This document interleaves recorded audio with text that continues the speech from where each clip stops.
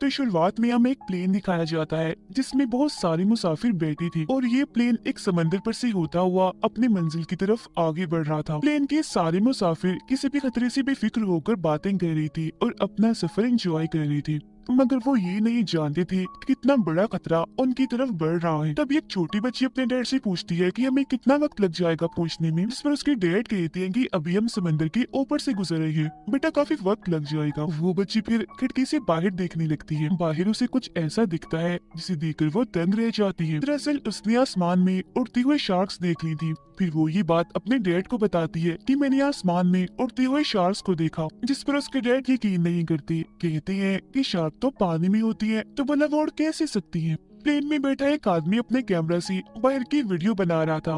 उसे भी वो उड़ने वाली शार्क्स बाहर नजर आती है, जिन्हें वो अपने कैमरा में रिकॉर्ड कर लेता है। अब तभी हम जहाज के बाहर का बड़ा ही चौंका देने वाला सीन देखते हैं। जहाज के आसपास बहुत सारी शार्क्स उड़ रही थी।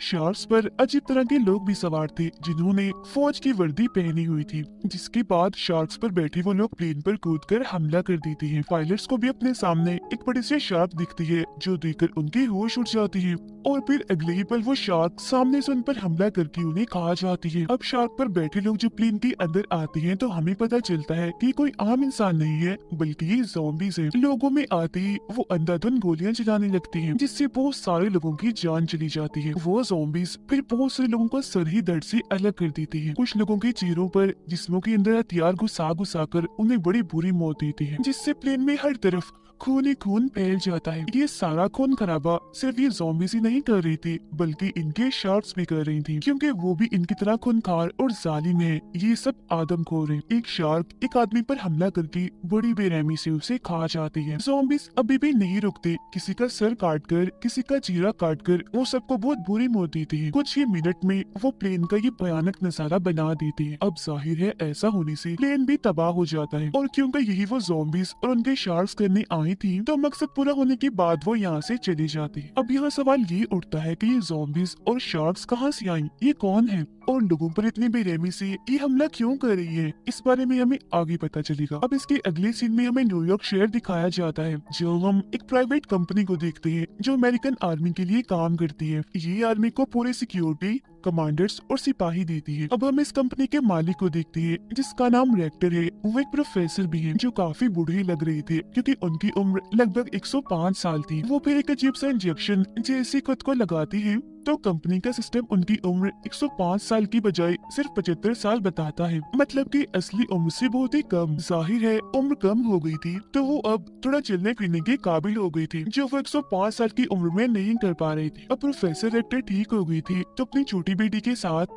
प्लेन पर होने वाली उस हमले की वीडियो देख रही थी, और ये वो वीडियो थी जो प्लेन के उस मुसाफिर ने अपने कैमरा में बनाई थी, जिसमें वो ये समझ पाती है कि कोई अजीब ताकत है जो दुनिया को अपने होने का एहसास करवाना चाहती है और ये बताना चाहती है कि हम वापिस आ गए हैं दुनिया पर राज करने के लिए। इसके बाद सीन कट होकर आता है एक औरत पर जो और कोई नहीं बल्कि प्रोफेसर रेक्टर की बड़ी बेटी है जिसका नाम डेबला है। असल में रेक्टर की कंपनी को इस बर्फीले इलाके में एक बहुत ही बड़े समुद्री जहाज के सिग्नल्स मिली थी, जिसे चेक करने डेबला यहाँ आई थी क्योंकि कंपनी के मुताबिक ये जहाज 100 साल से भी पुराना है, जो जरूर नाजी फौज ने इस्तेमाल किया होगा, यानी हिटलर के दौर का होगा ये जहाज। फिर जैसे डेबला उस जहाज के पास पहुंचती है तो उसे देखकर वो काफी हैरान रह जाती है क्योंकि आज से पहले उसने इतना बड़ा जहाज पहले कभी नहीं देखा था। वो फिर इस जहाज के अंदर जाती है चेक करने। यहाँ उसे बहुत सारी लाशें दिखती है जो खून में लथपथ थी, और फिर अगले ही पल देखते ही देखते वो सारी ज़ॉम्बीज़ वहाँ आकर डेबला पर हमला कर देती है। उन्होंने फौज की वर्दी पहनी हुई थी, मगर डेबला क्योंकि काफी बहादुर थी,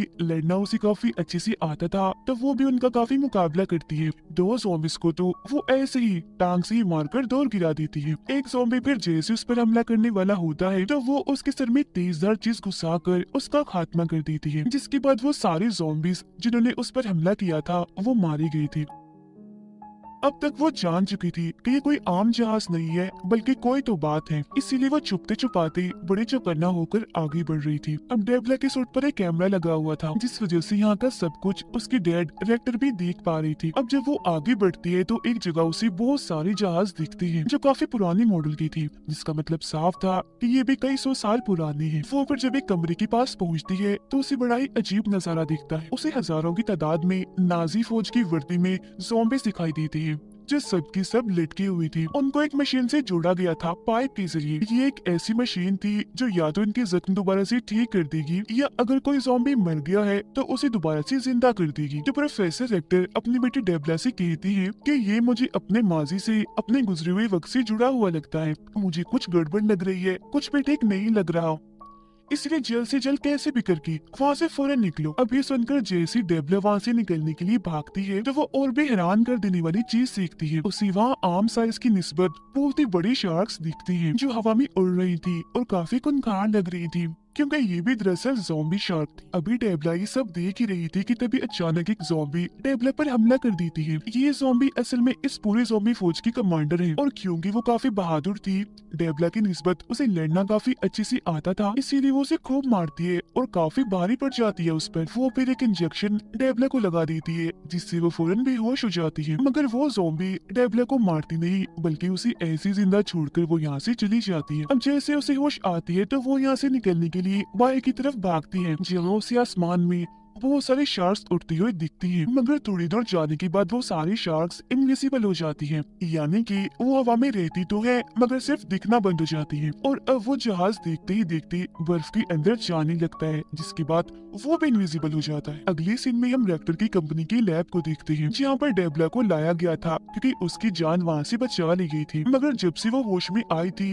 वो ठीक महसूस नहीं कर रही थी, उसे अपने अंदर ज़ॉम्बी वाली सिम्टम्स लग रही थी। मतलब कि उसे ऐसा महसूस हो रहा था जैसे वो भी अब एक ज़ॉम्बी है। असल में ज़ॉम्बीज़ के कमांडर ने डेबला को जो इंजेक्शन लगाया था वो एक ज़ॉम्बी वायरस था, क्योंकि ऐसा करके वो डेबला को भी ज़ॉम्बी बनाना चाहती थी ताकि हर तरफ उनकी बनाई ज़ॉम्बीज़ हो जिन्हें वो अपने साथ शामिल करके इंसानियत का जड़ से ही खात्मा करते और दुनिया पर राज करे। अब हम रेक्टर को उसकी दोनों बेटियों के साथ देखते हैं जहाँ ये लोग खाना खा रही थी। तभी रेक्टर की छोटी बेटी कहती है कि आपने कहा था कि ये आपकी माजी से जुड़ा हुआ है, तो आज आप हमें अपने माजी के बारे में बता ही दीजिए कि आखिर क्या हुआ था, क्योंकि आपने आज तक अपने गुजरे हुए वक्त के बारे में हमें कभी नहीं बताया। जिस पर प्रोफेसर रेक्टर उन्हें बताना शुरू करती है कि ये बात 1942 की है, जब ब्रिटिश फौज ने जर्मन फौज यानी नाजी की फौज पर हमला करना शुरू कर दिया था। उन्होंने जर्मन के हर एक इलाके को तहस नहस करके रख दिया, जिस वजह से जर्मन फौज ने इन्हें नाजी की फौज ने ब्रिटिश के सामने घुटने टेक दिए। जिसके बाद हिटलर ने बदला लेने के लिए फौज के कमांडर से कहा कि प्रोफेसर रेक्टर को कहो कि वो एक ऐसा सीरम, एक ऐसा वायरस बनाए जिससे जिंदा इंसान वहशी और जालिम बन जाए, जबकि लाशों को दोबारा से जिंदा करके ज़ॉम्बीज़ बना दे, ताकि बगैर थके और दर्द का एहसास किए वो लोग ब्रिटिश फौज का सामना करें और आसानी से उन्हें हरा दे, जिससे जर्मन फौज को फतह हो जाए। और क्योंकि मैं उस वक्त नाजी फौज की लैब का साइंटिस्ट था तो मैंने आखिरकार वो सीरम तैयार कर ही दिया। मगर क्योंकि हर तरफ से हम पर हमला हो रहा था, जंग का माहौल था, तो ऐसे वक्त में मैं इस सीरम का एंटीडोट नहीं बना पाया, यानी एक ऐसी दवा जिससे सीरम की असर को खत्म किया जा सके और लोग दोबारा से नॉर्मल होकर अपनी असली हालत में आ जाएं। सीरम यानी वायरस के तैयार होते ही कमांडर इसे इस्तेमाल करने का हुक्म दे देते हैं, जिस पर रेक्टर उन्हें ऐसा करने से मना कर देते हैं क्योंकि ये वायरस तो बन गया है मगर इसका एंटीडोट नहीं बना, जिस वजह से वो सारे फौजी और लोग जिन्हें ये सीरम दिया जाएगा जो इस वायरस का शिकार हो जाएंगे उन्हें दोबारा से टेक नहीं किया जा सकेगा, जिस वजह से वो लोगों के लिए खतरा बन जाएंगे। मगर ये सब जानने के बावजूद भी कमांडर इसे इस्तेमाल करने का फैसला करती हैं, क्योंकि उन्हें किसी की जान की परवाह नहीं थी, बस जंग जीतने से गर्ज था। और प्रोफेसर रेक्टर ने क्योंकि उनके मामले में टांग अड़ाई थी तो बगावत करने के लिए वो उन्हें गोली मार देते हैं। तो प्रोफेसर खुद को मरता हुआ देखकर वो सीरम खुद को लगा लेते हैं। अब ब्रिटिश दोबारा से नाजी फौज पर हमला कर देती है, जिससे नाजी फौज और भी कमजोर हो जाती है क्योंकि इन्होंने अभी तक उस सीरम का इस्तेमाल नहीं किया था। आगे रेक्टर बताते हैं कि जब 1945 में हिटलर की मौत हुई तो जर्मनी के हालात और भी खराब हो गई, जिसके बाद तो नाजी की फौज और उनके कमांडर पता नहीं कहाँ गायब हो गई और मैं यहाँ अमेरिका आ गया इंसानियत की मदद करने और लोगों की भलाई के लिए। फिर मैंने ये कंपनी बनाई क्योंकि मैं एक अच्छा इंसान बनना चाहता था। सीरम बनाने के बाद मुझे अफसोस था कि शायद मुझे ऐसा करना नहीं चाहिए था। ये सारी बातें सुनकर प्रोफेसर की दोनों बेटियों को उन पर काफी गुस्सा आता है, इसीलिए वो कहती है कि आज ये सब जो भी हो रहा है और उस वक्त जो हुआ इस सब के जिम्मेदार आप हैं। आपने बहुत गलत किया, कुदरत के साथ छेड़छाड़ की, मतलब कि गॉड ने जैसे इंसानों को बनाया आपने उन्हें बदलना चाहा और मरने के बाद मुर्दा लोगों के साथ भी गलत किया, उन्हें ज़ॉम्बीज़ बनाकर। तो इसीलिए अब आप ही सबका कोई हल निकाल सकते हैं। इसके बाद हम देखते हैं नाजी फौज को जो ज़ॉम्बीज़ बन गई है और उन्होंने न्यूयॉर्क पर भी हमला कर दिया है, जिससे यहाँ पर ये बात साफ हो जाती है कि जो ज़ॉम्बी फौज और शार्क्स यहाँ पर आए हैं वो दरअसल नाजी फौज है हिटलर की, क्योंकि 1945 में गायब वो इसलिए हुए थे क्योंकि उन्होंने ये वायरस इस्तेमाल कर लिया था। खैर, न्यूयॉर्क शहर में होने वाली ये सारी तबाही खबरों में दिखाई जा रही थी और इस अचानक हमले की वजह से बहुत सारे लोग मारे जाते हैं। अब यहाँ के अलावा ज़ोंबी नाजी फौज और भी कई सारे मुल्कों पर हमला कर देती है, जिनमें लंदन, जापान, कनाडा और चाइना शामिल थे। साथ ही शार्क्स आसमान में उड़ने वाले सभी प्लेन्स को तबाह कर रही थी, जैसा कि उन्होंने शुरुआत में किया था। ऐसा होने से सारी फ्लाइट्स बंद कर दी जाती है, मतलब कि हवाई सफर रोक दिया जाता है, क्योंकि एक एक करके बहुत सारे प्लेन्स तबाह हो गई थी। इन सारे हालात को देखते हुए रेक्टर अमेरिका के जनरल से वीडियो कॉल पर मीटिंग करते हैं, मगर बाद में इस मीटिंग में और भी बहुत सारे लोग शामिल हो जाते हैं, जिनमें प्रेसिडेंट, ऑफिसर, शार्क्स की डॉक्टर और कमांडर भी शामिल थे। अब इनमें से डॉक्टर बताती है कि शार्क्स हवा में इसलिए उड़ पा रही है क्योंकि इन पर कोई एक्सपेरिमेंट, कोई तजुर्बा किया गया है, जिसमें इनके जिस्म की कुछ चीजों को बदलकर इन्हें इस काबिल बनाया है कि ये पानी से बाहर हवा में उड़ सकती है। ये तजुर्बा बहुत ही बड़ा है, जिसमें शार्क के पूरे निजाम को उल्टा करके उन्हें आसमान में जिंदा रहने के काबिल बनाया है। और तो और जो इंजन उनके जिस्म पर लगाया गया है, उसकी मदद से वो जमीन से 4000 की बुलंदी पर उड़ सकती है। एक्सपेरिमेंट की वजह से शार्क का जिस्म इतना सख्त और इतना मजबूत हो गया है कि उनके जिस्म पर किसी गोलीबारी बारूद का कोई असर नहीं होगा, जिसका मतलब साफ है कि इनको मारना नामुमकिन है। अगर हमें इनका खात्मा करना है तो हमें भी इन जैसे हैवान और राक्षस बनाने होंगे, जिन्हें हम कंट्रोल करके इन पर हमला करवाएंगे। ये बात सुनकर ऑफिसर मना कर देते हैं, कहते हैं कि इस मुश्किल से निकलने का ये कोई अच्छा हल नहीं है, जिसमें कि हमें एक राक्षस को मारने के लिए दूसरा राक्षस बनाना पड़े, क्योंकि अगर वो राक्षस जिसे हम कंट्रोल करेंगे वो हमारे काबू से बाहर हो गया, तब हम क्या करेंगे। मगर अमेरिका के प्रेसिडेंट और जनरल ये चीज करने की इजाजत दे देते हैं। वो रेक्टर को कहते हैं कि तुम्हें इजाजत है, बना लो राक्षस जो इन सबका खात्मा कर दे। एयरपोर्ट पर हम देखते हैं कि काफी दिन के बाद, क्योंकि फ्लाइट खोल दी थी तो काफी रश था और तो और फ्लाइट में देर भी हो गई थी, जिस वजह से वहाँ बैठे मुसाफिरों को काफी गुस्सा आ रहा था। और फिर तभी एक औरत देखती है कि न्यूयॉर्क जाने वाली फ्लाइट बिल्कुल तैयार है, जो देखकर वो सभी लोग बहुत खुश हो गई थी और न्यूयॉर्क जाने वाले सारे मुसाफिर प्लेन में जाकर बैठ जाते हैं, जिसके बाद ये प्लेन अपनी मंजिल इन्हें न्यूयॉर्क जाने के लिए उड़ जाता है। उधर रेक्टर के कहने पर उसकी दोनों बेटियां और बहुत सारे कमांडर्स ज़ॉम्बीज़ का खात्मा करने के लिए उस न्यूयॉर्क जाने वाले प्लेन का पीछा करने लगते हैं, क्योंकि वो जानते थे कि नाजी ज़ॉम्बी इस प्लेन पर भी जरूर हमला करेंगे, जिसका मतलब साफ था कि अमेरिका की गवर्नमेंट ने इस प्लेन को चारे के तौर पर हवा में उड़ाया है। और फिर नाजी ज़ॉम्बी सच में उस प्लेन पर हमला करने के लिए उसकी तरफ बढ़ते हैं। प्लेन में बैठे सारे मुसाफिर किसी भी खतरे से बेखबर होकर बैठी थी और फिर तभी लोगों को बाहर आसमान में ज़ॉम्बीज़ और शार्क्स दिखाई देने लगती हैं, जो देखते ही प्लेन में अफरा तफरी मच जाती है। लोग काफी डर गए थे। इसी के साथ वो ज़ॉम्बीज़ और शार्क्स भी प्लेन पर हमला कर देते हैं और हर बार की तरह इस बार भी वो अंधाधुंध गोलियां चलाकर पहले वैसे लोगों को मारते हैं और बाद में किसी की आंख फोड़कर, किसी का पेट फाड़कर बड़ी बेरहमी से वो लोगों को मारने लगते हैं। बहुत सारे मुसाफिरों का तो वो सर ही दर्द से अलग कर देते हैं। जिसके बाद प्लेन में आग लग गई थी। देखते ही देखते वो पूरा तबाह हो गया था। कुछ लोग जो बच गए थे वो प्लेन से बाहर गिर रहे थे, कुछ बेचारे ऐसे थे जो ज़ॉम्बीज़ का शिकार हो रही थी और अब प्लेन पूरा तबाह होकर टूटकर नीचे जमीन की तरफ गिरने लगता है। दूसरे प्लेन में कमांडर रेक्टर की बेटी को एक बॉक्स देता है, कहता है कि इसमें वायरस का एंटीडोट है, इसे भी रेक्टर ने ही बनाया है, क्योंकि उन्हें लग रहा था कि हो सकता है डेबला भी ज़ॉम्बी बन जाए और अपने काबू से बाहर हो जाए, तो ये उसे लगा देना। जिसके बाद उसकी बेटी अपने डैड रेक्टर से बात करती है, कहती है कि अगर आपने ये एंटीडोट पहले बनाया होता तो शायद आज सब कुछ ठीक होता, दुनिया इतने बड़े खतरे में ना पड़ी होती। और आज आप लोगों ने क्या किया, मासूम लोगों को ज़ॉम्बीज़ का चारा बनाकर बहुत गलत किया। जिस पर रेक्टर कहते हैं कि हाँ, मैं मानता हूँ कि हमने ये फैसला बहुत बुरा किया है, मगर ऐसा करना हमारी मजबूरी थी। इसके बगैर हम ज़ॉम्बीज़ तक कभी नहीं पहुँच सकती थी और अब जो मैं करने जा रहा हूँ मैंने वो कभी करने का सोचा भी नहीं था, क्योंकि इसके बगैर उन सब का मुकाबला करना मुश्किल है।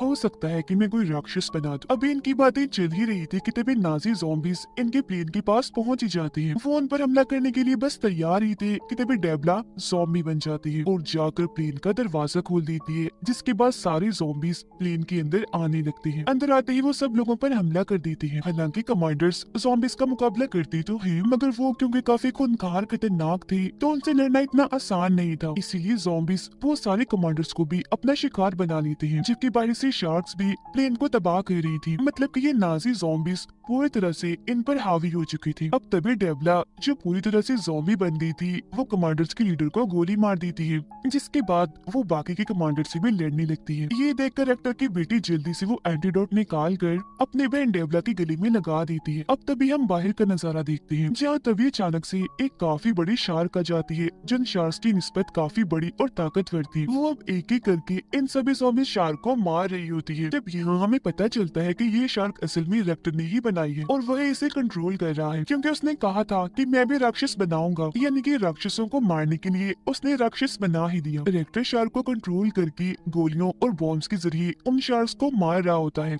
और तो और वो शार्क इतनी बड़ी थी कि वो बची हुए शार्क्स को खाने लगती है। प्लेन के अंदर भी सारे कमांडर्स मिलकर ज़ॉम्बीज को मार देते हैं। डेवला भी एंटीडोट की वजह से बिल्कुल ठीक हो गई थी। मरे हुए सारे ज़ॉम्बी शार्क नीचे पानी में गिरने लगती है। ये नजारा देखकर आर्मी जनरल बहुत खुश हो जाता है, क्योंकि ये देखने के लिए वो बेताब था, कब से इस वक्त को वो इंतजार कर रहा था। ये देखकर रेक्टर भी खुश हो गई थी, क्योंकि ज़ॉम्बीज के खिलाफ इन्होंने जो मिशन शुरू किया था वो इसमें कामयाब हो गई थी। इसके बाद दोबारा से नाजी जहाज को हम देखते हैं, यानी वही जहाज जो हमने शुरुआत में देखा था, जिसमें डेवला गई थी। जहाज के अंदर बहुत सारे ज़ॉम्बीज थे, क्योंकि ये नाजी की पूरी फौज थी, जिन्हें उनकी कमांडर हुक्म दे रही होती है दुनिया को तबाह करने का। जिससे यहाँ ये बात साफ हो जाती है कि रेक्टर और उसकी टीम ने उन ज़ॉम्बीज और शार्क को मारकर इस जंग को जीता नहीं है, बल्कि असली जंग तो अब शुरू होगी। और ये जंग बहुत ही बड़ी होगी, क्योंकि इसमें दोनों तरफ से ही राक्षस होंगे और रेक्टर एक के बाद एक राक्षस बनाएगा उनका खात्मा करने के लिए। क्योंकि वो साइंटिस्ट है, उसके पास ऐसी ताकत है कि वो बूढ़ा नहीं हो सकता, ना ही वो कभी मरेगा। क्योंकि जैसा कि आपको याद होगा, उसने भी खुद को वो सीरम वो वायरस लगाया था, जिसके बाद एंटीडोट लेकर वो ठीक तो हो गया था, मगर उसके अंदर अलग ही ताकतें आ गई थी और अब वो इंजेक्शन लगा लगा कर अपनी उम्र छोटी करता रहता है। और जैसा कि उसने फैसला किया था वो दुनिया की मदद करेगा, इंसानियत को बचाएगा, तो अब ऐसा करने के लिए वो कुछ भी करेगा। इसी के साथ ये फिल्म इधर ही खत्म हो जाती है।